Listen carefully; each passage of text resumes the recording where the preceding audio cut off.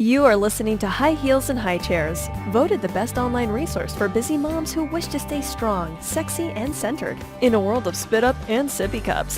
Whether you're a new mom, a grandmom, a future mom, or somewhere in between, you'll love these priceless tips, tricks, and tools you will learn today. Here is your host, top female fat loss and hormone specialist, Dr. Michelle Sands. Hi, and welcome back to High Heels and High Chairs, where we're talking about how to stay strong, sexy, and centered in a world of spit-ups and sippy cups. I'm your host, Dr. Michelle Sands, and today we have a fabulous guest. She is the world's #1 sexpert, and that's right, you heard me right. I didn't say expert, I said sexpert. Because Dr. Keesha Ewers is a board-certified functional medicine and Ayurvedic medical practitioner. She is well known as being a doctor of sexology, a psychotherapist, an energy worker, a yoga teacher, and she's also the founder of Healthy You Radio Network. She has been in the medical field for over 30 years, and like many of us in the medical field, or in natural medicine at least, she actually started practicing integrative medicine when she was diagnosed herself with an autoimmune condition called rheumatoid arthritis. And so she was really looking for a cure for herself. And after, being diagnosed with the disease, she was really searching, and she found Ayurvedic medicine. And she became to be advocate for herself and learned to look for the root cause of the disease rather than just the symptoms like so many conventional medical practitioners just do. They just want to give you pills to heal you, but she was looking for the real healing. And she found that she was able to heal herself within a year of her diagnosis, so that was absolutely amazing. Dr. Keesha is constantly learning. She is always pursuing the latest and greatest in medicine, and she travels all over the world to do that. She goes to Australia, India, Mexico, Peru, Africa, all over to find the best innovative practices in both functional and Ayurvedic medicine. She has founded Functional Sexology as a way for people to really look into the root cause of not only their health, but also their relationships and their emotional, physical, and psychological root causes of everything basically that's holding them back from having an optimal life. So Dr. Keesha, I am so excited to have you on the line and really to share your knowledge with everyone listening. So welcome to the summit. Thank you, Dr. Michelle. It's my honor to be here and talking to you. Awesome. I'm so excited because I kind of mentioned to you on the phone before we started talking that although I'm a natural medicine practitioner, I do, in natural medicine, naturopathic medicine, we really do look at the whole self. So in my intake forms, I often ask questions about your relationship, your sex drive, how you go to the bathroom, what you do for fun, do you enjoy life? And people get confused sometimes, why I'm asking those questions when they just have headaches, Right. So that's why when I found you, I just really love what you do and all the levels that you go to when really uncovering why people aren't living their best life. So before we get into the topic at hand about libido and desire, I'd love for you just to go a little bit deeper into your story and, how you came to, create this new branch of functional medicine that we call sexology. So you can give the listeners just a little bit of information on that and so we get to know you a little better. Sure. Well, functional sexology was an outgrowth or a birth of all of the hundreds, really thousands of women that had come into my office over the years and sat down and said, Dr. Keesha, my friend told me, or my sister told me, or my neighbor said that you prescribe bioidentical hormones. And I would say, yes, I do. What's happening for you? Well, I have a hormone imbalance. And so then I'd say, okay, well, we'll do some testing and we'll take a look and see what's going on. And then you could just sort of visibly see women relax, settle back. Okay, she's really listening. She's getting what I'm saying. And then I would start asking these very simple little questions like, do you like your partner? And because they'd say I have no libido, it's gone off to Tahiti and left me behind, right? And then when I would ask, like, if they even like their partner, their husband, or whoever that they're with, they would say, oh, and start crying. And I always have my Kleenexes on my desk because I go through them really fast. And I would say, so tell me what's happening for you right now. well, my partner had an affair 5 years ago, or my partner lost his job, and now he's just so depressed and so unhappy, and I can't seem to communicate with him, or my partner works so hard, is traveling all the time, I never see him, and I feel like I'm home raising the kids as a single mom. So those kinds of things would come up, and I would say, now you realize, of course, that hormones are not going to take care of that, right? That's not going to heal the problems inside your relationship that are actually probably responsible for your low libido right now. Or I would hear the high heels and sippy cup thing, it's really hard to get in the mood when I have spit up all over me. So it's I'm not the most glamorous job sometimes. I know, or the baby wakes me up. I'm so tired. I've got nothing left in the tank, and my husband wants to have sex, and I feel like I'm never going to be in the mood again, and I feel so bad for him. I hear that all the time. I feel so bad for him, poor guy.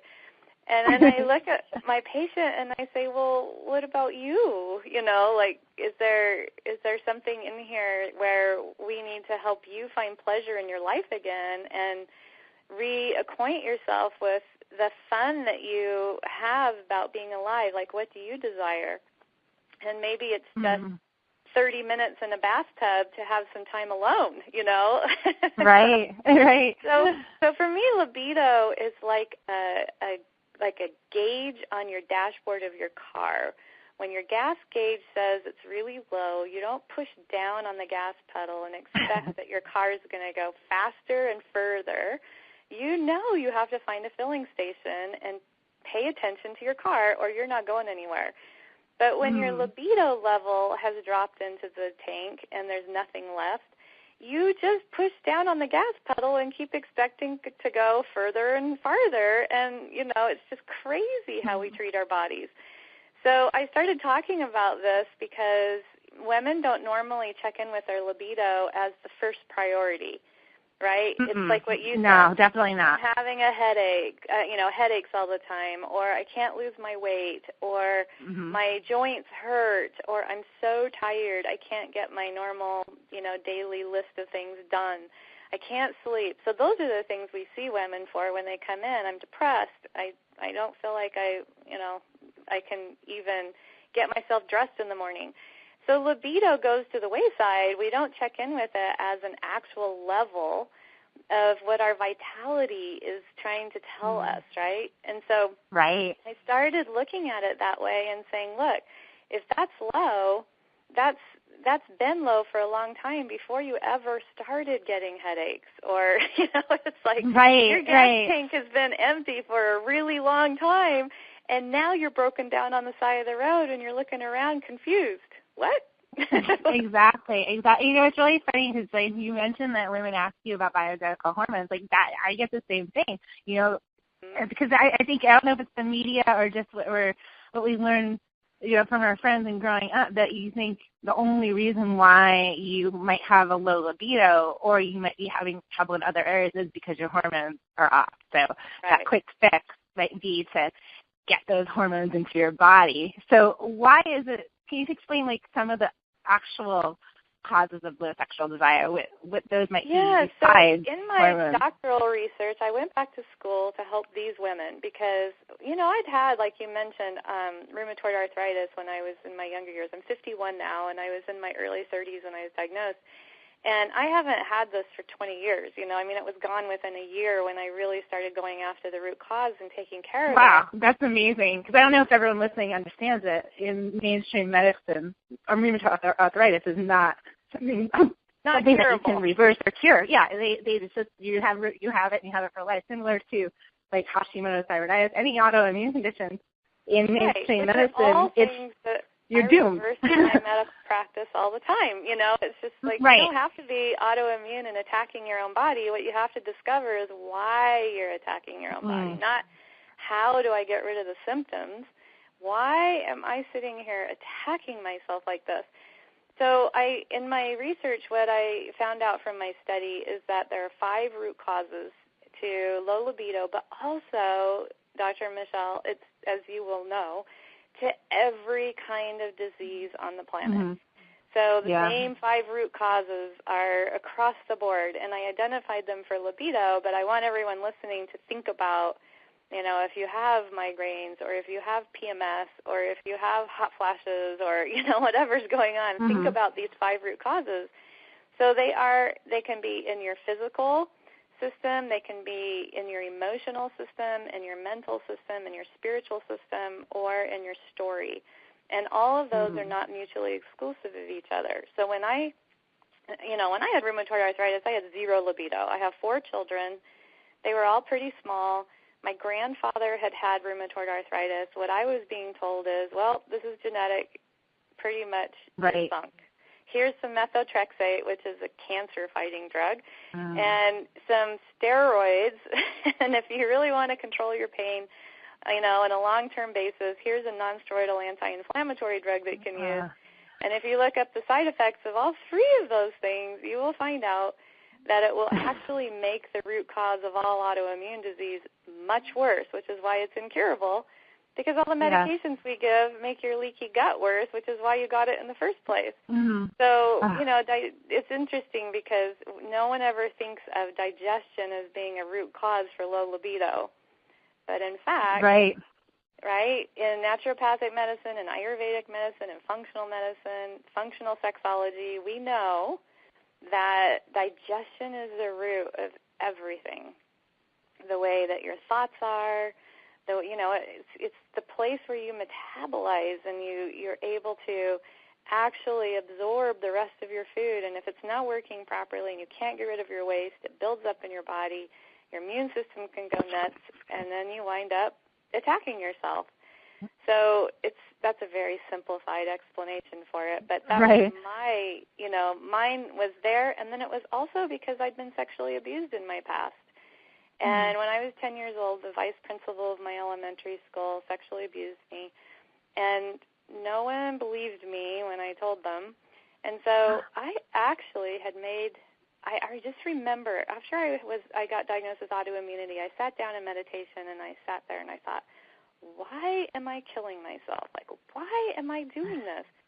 And I remember very clearly, searching back through my past and coming upon that and going, oh my gosh. And I saw this little 10-year-old girl sitting out on our balcony underneath a palm tree. It was in Florida, and thinking, this world's not a really fun or safe place. I think I'd like to leave.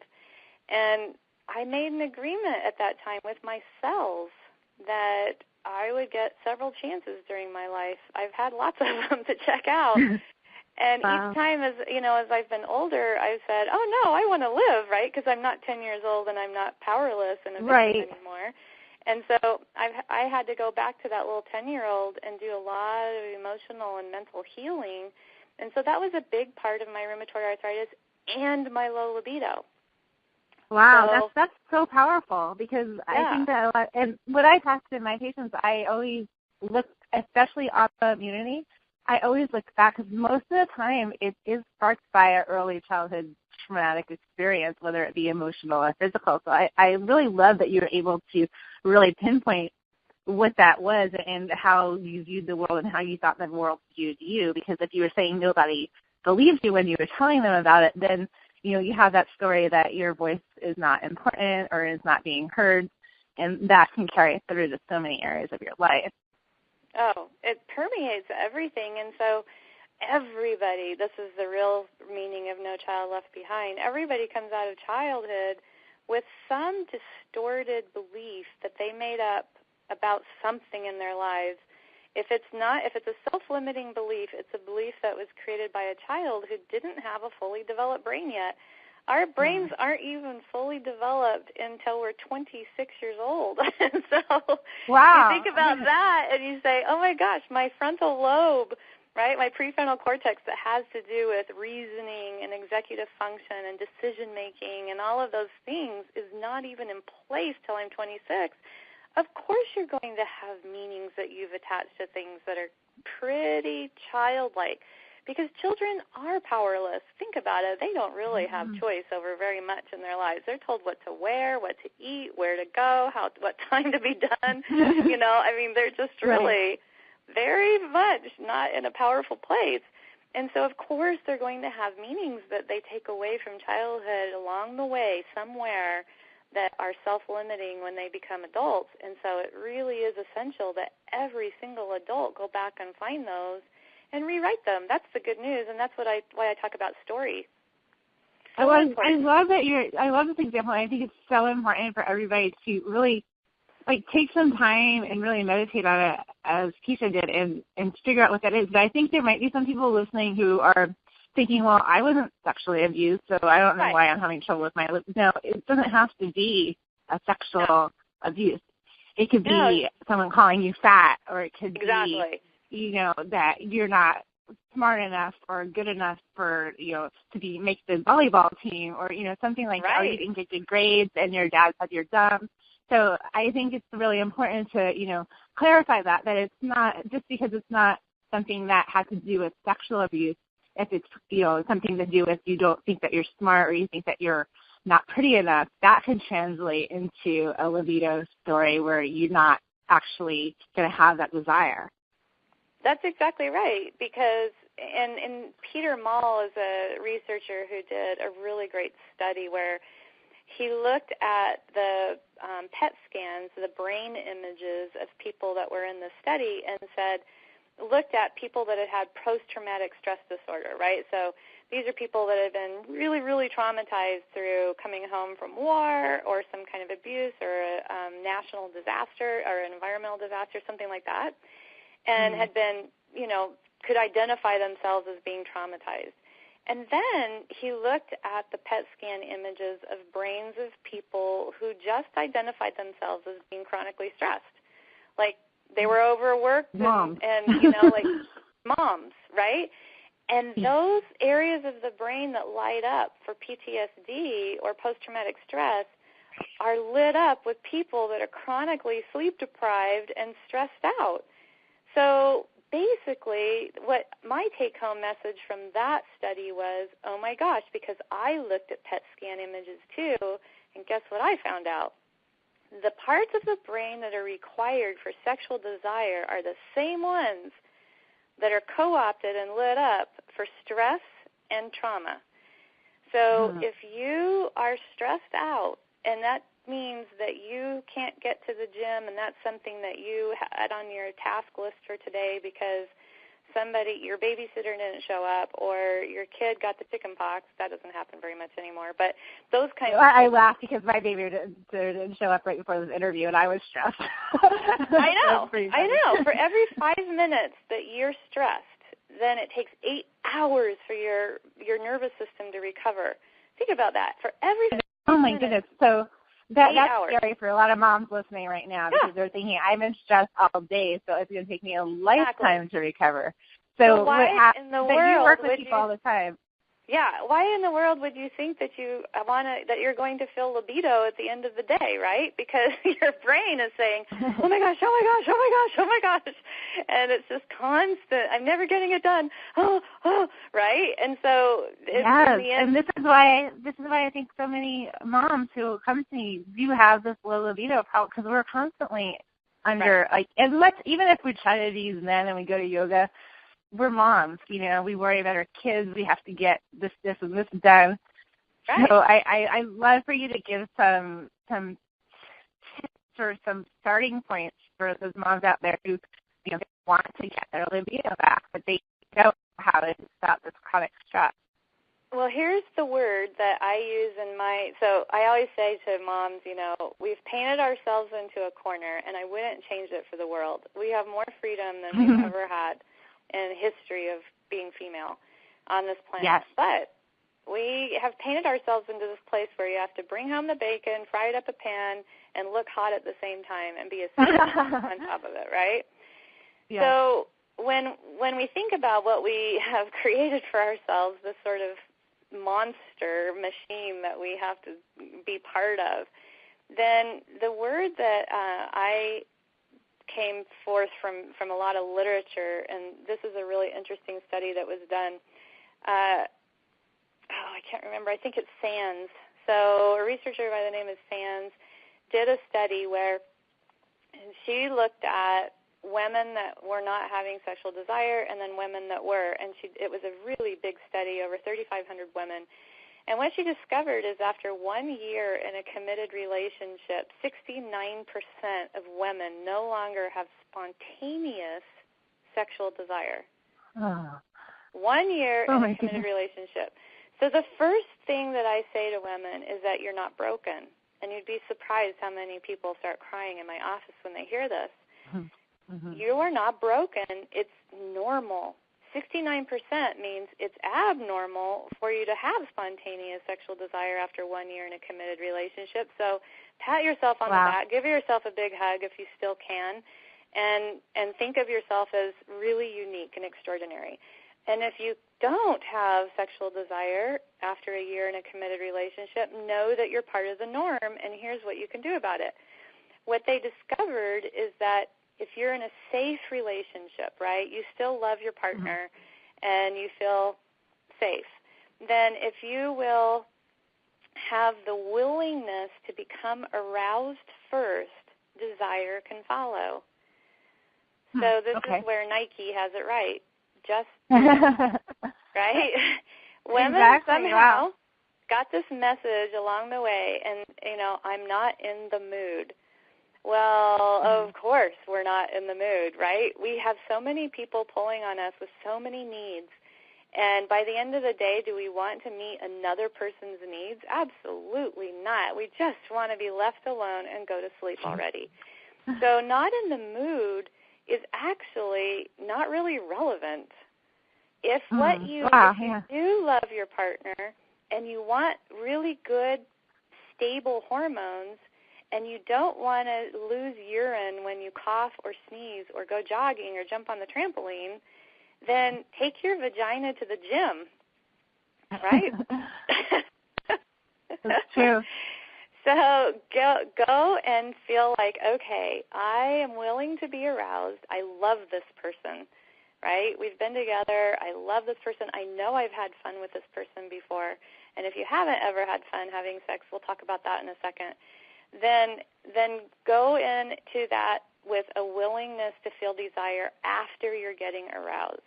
So there's this whole thing that we learn in medical school that's just crazy outdated, and it's still being taught, and it's the Masters and Johnson Sexual Desire and Arousal Scale. And what it shows is first you feel desire, then you have arousal, then you have an orgasm, and then you have a rest period. Well, that's only for men. And so, I so funny because while I was learning that in medical school, I actually was thinking that in my head. I'm like, that's not how it works. Right. Some women, that is how it works. That's the great thing, is that we are all really different. We're very complex because our motivation for having sexual engagement with another, we all have different reasons. Some people will engage emotionally because they want, or sexually because they want emotional connection. Some people engage sexually because they want to be a caretaker and make their partner happy. They're not even thinking of themselves because they're so other-referencing instead of self-referencing. And those are the people that get sick because they're worried about everyone else all the time. Some people do it for power, right? Sleeping your way to the top. Right. Some people do it for physical pleasure. Some people do it as leveraging inside the relationship, again, for equalization of the power. So there are all these reasons for sexually engaging with a partner, and you've got to be clear about your motivations. And if it's to be emotionally connected with your partner, to feel that lovely oxytocin get released of bonding with your mate and feeling that wonderful closeness that you can feel, then you need to get in bed and feel aroused, and then you'll be in the mood, right? But that's so true. Because I never as a new mom, go ahead. I was going to say, as a new mom, that's so true because I had no sexual desire for like the first 6 months after I had my son, but I knew my husband was hold it out, so I did. I just did it, like you said, just a Nike, just do it. And once we were involved in the act, then I was aroused. I was enjoying it, but I didn't go into it thinking I was going to enjoy it at all. So it's kind of funny that you said that. It's so true. Yeah, I call that a choregasm, right? Instead of an orgasm. I love it. Are you having a chorgasm or an orgasm? But that's another thing is if you think you have to have an orgasm and that's the measure of a sexual engagement success, then you're missing the boat, right? If you're there to be emotionally connected, then it doesn't matter, and you let go of any expectation. You just be with your partner. And so we have all these myths in our society that I'm all about busting. So I want to address the segment of the population that's never, ever had fun having sex. And there are two kinds of low libido. One is acquired low libido, and that's when somebody had sexual desire at some point and then it went away. And the other is innate low libido. And innate means they've never experienced sexual desire, and that requires work with a therapist. So this could be because of a physical problem with hormones, and you will already know if you have that problem because it will have shown up in childhood. Or it will be from some meaning you attached to sex when you were young and a belief that you created, and now the behavior is sex is bad. So this can come from religious upbringing. It can come from all different kinds of things, but working it out with somebody that is trained in this is really important. So I don't want to leave those people out and just be flippant and say, all you have to do is just do it and all will be well. Right. Talking That's about so true. folks, like you that did enjoy sexual life with your partner, then had a baby, and now are like, oh, my gosh, I don't want to do this. I'm so tired. And then, right? And then find out once you're there. Yeah, then it's for sleep. Like, I just want to go to sleep. Yeah, exactly. Exactly. And you feel like if you've been breastfeeding for a long time, like someone's hooked up to you at all times, and so it's the last thing you want is for an adult to be needing you, right? Exactly. Like after I had my son and I was breastfeeding, I felt as though like my breasts, which used to be like kind of a symbol of my sexuality, were now these utilitarian tools, like just just to like to feed my son and not. So I didn't feel sexy at all. I felt just useful but not sexy. If that makes sense. Right, and I think that's an important part of the way we're wired, so that we don't get pregnant again. So that's so. You know what? I never thought about that, but that makes a lot of sense. Right. As long as you're hooked up, and I used to call myself Bessie the milk cow, it's just like, okay, then as long as I'm in that space, then I'm not going to feel very sexual around my breasts. And I used to think about that, that's like a form of birth control right there, And that's probably not to mention the prolactin is low to sexual desire as well. Exactly. So. It's a form of birth control and wisdom of your body. Your body's so wise. And so really I thought, it's just the wisdom of my body kicking in, and this too shall pass. And enjoy it while it's here. And then, these are just different chapters in your life as a woman. And just like when you said when you're stressed, your body, recognizes stress as danger, like you're running from the tiger. And, of course, you don't want to get pregnant when you're in danger. And so that, that makes your body is so innately brilliant. So I wanted you to address women who have been on birth control for a long time, because birth control pills for a long period of time seem to lower sexual desire as well. Can you address what's going on there?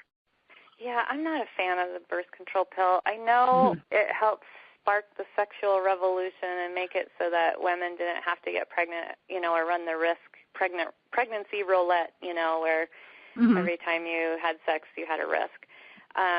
So that's a wonderful aspect of it, but now that it's been around for a few decades, we are starting to see some of the ramifications of the oral contraceptive pill, and there are side effects. One of them is lowering the libido. Another one is that it contributes to intestinal permeability or leaky gut, which, as we were talking about at the beginning of the show, actually, is the root cause of all disease. And so that's a really important thing to not be contributing to. So yes. I like to encourage an individualization of birth control interventions or remedies, and one of those, if it's right for you, an IUD. Of course, that does not, neither does the pill, prevent sexually transmitted illnesses, and so making sure if you're not with a committed partner who you are already, everyone's tested and you know that there's no sexual transmitted disease possible, using a barrier method. You can get fitted for a diaphragm. There are ways that condom usage, right? Yeah, exactly. Because we're really messing with our physiology when we're taking that birth control pill. I was the one that I had when I was 12 years old. I started my menstrual cycle and I had really bad cramps. My mom took me to the doctor. Boom, I had a birth control pill. The first thing my mom said is, "Don't you tell anyone that you're on that pill. That's embarrassing." So I had this stigma that I was doing something horrible. And, I was already messing with my body's hormones while they were still, while I was still developing. And so it caused a lot of issues for me as growing up and as I become a young adult. That took a lot of undoing. But I do not advocate the birth control pill either. So I would love for you to just kind of give us a little snapshot of how functional sexology would, how that framework works for helping women with a low libido. So functional sexology is the combination of looking at from a sexology point of view and functional medicine. And so it's looking at the actual issues that come up sexually for women. We've been talking about libido, but there are other things. There's painful intercourse. There's lack of orgasm, vaginal dryness. There are all kinds of different ways that sexual issues can show up for women. And so the functional sexology is taking functional medicine into the world of sexological issues and using those 5 root causes because, again, painful intercourse often comes from, and I hate it when women react to this when they say, "Oh, you're telling me it's all in my head." But we tend to separate therapy from medicine in a very dysfunctional way. What the attitude is that if you're going to therapy, there's something really wrong with you. You're crazy. Where if you go in to see your doctor because you have high blood pressure, that's somehow fine. It's like, right. No, this is, they aren't separate. Whatever is going on in your mind is causing what's happening in your body, including with high blood pressure. So, and it can be worked the opposite too. What's going on in your body, such as leaky gut, can be influencing what's going on in your mind. So it's exactly totally it has to be related. They're not separate little boxes. We are entire whole human beings, which is why I love Ayurvedic medicine and why that weaves into functional sexology, because we're looking at the whole being, your energetic body too, and it's just this really important way for people to start thinking about themselves, not separate little boxes. So functional sexology takes those 5 root causes. When I have someone come and see me, their story is the most important part of what I'm gathering when that first hour. I'm really listening for the words. If I have someone come in and say to me, I've been battling with my weight for my whole life, right? I automatically know that the word battling means that they've been adversarial with their body for who knows how long. And they're not in a collaborative relationship with their body. So that means the mind and the body have been separated somewhere along the way. And religions do this a lot. We're told in church, desire is bad. And your body will lead you into sin, and these kinds of things. And so we have a lot of people that have their heads chopped off from their bodies, and they're not really working together as a team. So that's what functional sexology is looking at. It's taking those 5 root causes and bringing it into the world of, like I said, I think libido is a very important measure of how you're doing in your whole world vitality. It doesn't mean how much sex you're having. I actually don't care about that. What I want is for you to feel passion for your life, have energy to do whatever it is that you want to do to be fulfilled in your world. And so if you're burned out, you don't have that. You don't have enough energy to do what it is you want. So desire actually is a word that comes from the Latin phrase le desire, which means from the stars. And that means, it's a gift from God. It's the breath of life. If you don't have desire, the hens don't lay eggs, the cows don't give milk. You don't want to reproduce. We don't have art. We don't have anything creative, So desire is really important. And so your libido level is that gauge on the dashboard of your car, right? So, right. I love it. And this is such an interesting topic. I know everyone listening will likely want to learn a little bit more about sexology and what you do in your practice. So they can visit you over at functionalsexology.com. And you have a wonderful free gift for everybody. Not functionalsexology.com. Oh, that's sorry. been changed. No, it's okay. Okay. That's been changed because Facebook doesn't like the word sex. Oh, so. drkeesha.com, right? Okay. All right. So it's actually drkeesha.com. So Okay, that's even easier to spell. Yeah, drkeesha.com. Yeah. And so that's Google it and like your sex talk. Is that what happened? I thought it was Google wasn't happy with the word sex. No, Facebook wasn't. They think I'm selling adult entertainment. Oh no! Okay. But they actually, I have written word. That's what they say. This means you're selling adult entertainment, and I've written them back. Look, this is medical. Well, in a sense, it could be construed as adult entertainment, but not in that regular sense of the word. How funny! And then you're giving away a wonderful free gift for everyone listening. Can you tell us a little bit about what you're giving away? Yes, it's a 46-page ebook that's called Fatigue to Fabulous, and it's just sort of a little scratch the surface of a lot of what I'm talking about, of the things that will really drain your vitality level and hence your libido. And it goes through 3 of those different root causes and just gives you some great starter ideas for some shifts you can make in your life to let your vitality start to come back online. So it's a nice little introduction.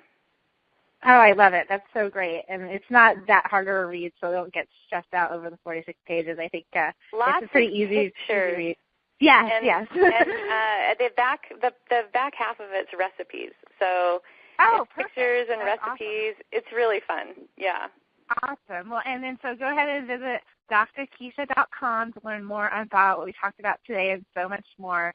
And I just really think that this was a wonderful interview. I learned so much, and it really caused me to open up and think about my own libido and libido type and my story. So I really encourage all of you listening today to really take some time out for yourself and really think about your story and what happened in your early childhood. And, when we talk about early childhood and what happens and how it's going to affect your later life, think about your children. Really think about what they're going through and try to shape them so that they are positive and they are happy and they feel encouraged and loved. And I think we can prevent a lot of these, tragic experiences from happening later in life. So I just hope that you take that away and really dig deep and download the ebook and learn a little bit more. And I just want to thank you, Keesha, for such a great interview and such great information and all your contributions that you've done to the world and your books and research papers. It's really refreshing to see somebody who not only has a great background and so much knowledge, but continues to learn and to, experience and research. So, the people like you are really making a change in the world. Oh, thank you. And thank you for what you're doing to put all this out there to help so many women. Oh, well, thank you. I love it because I'm learning so much as I do it, speaking with all of the experts and really delivering some content to moms that we don't maybe talk about in our regular life, especially this topic of sex. We might shy away from bringing it up with a girlfriend or, talking to our doctor about it. So it's really important that we share these stories and like you said, there's that 59% that's going through the same thing. So know that you're not alone. Thank you so much for being here today, and I hope that you guys enjoyed this, and we'll see you back tomorrow. Thank you, Dr. Keesha. Thank you. Bye-bye.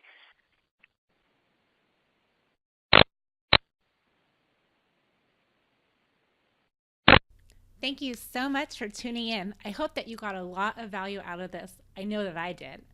I want you to open up to the possibility of making this new year the greatest opportunity you have had so far to improve your life. This is about breaking out of paradigms. It's about learning the art of living. It's about honoring who you are as a woman as you discover who you are as a mother. It's about taking care of your body, mind, and spirit so that you can better take care of your family, and being a shining example, a role model, if you will, for your children so that they can grow up to be healthy, happy, and successful. I promise to continue to bring you educational, empowering, and inspiring content to help you achieve the body that you dream about and the life you are meant to live. Stay tuned for more value-packed interviews during the summit and be sure. Okay. Thank you so much for tuning in. I hope that you received a lot of value out of this interview. I know that I did. I want you to open up to the possibility of making this new year the greatest opportunity that you have had so far to improve your life. This is about breaking out of paradigms. It's about learning the art of living. It is about honoring who you are as a woman as you discover who you are as a mother. It is about taking care of your body, mind, and spirit so that you can take better care of your family and be a shining example, a role model for your children so that they can grow up to be healthy, happy, and successful. I promise to continue to bring you educational, empowering, and inspiring content to help you achieve the body that you dream about and the life that you are meant to live. Stay tuned for more value-packed interviews and be sure to check out all the resources on my website, metabolicmama.com. Until next time, wishing you a happy, healthy, hot day. Take care, mamas.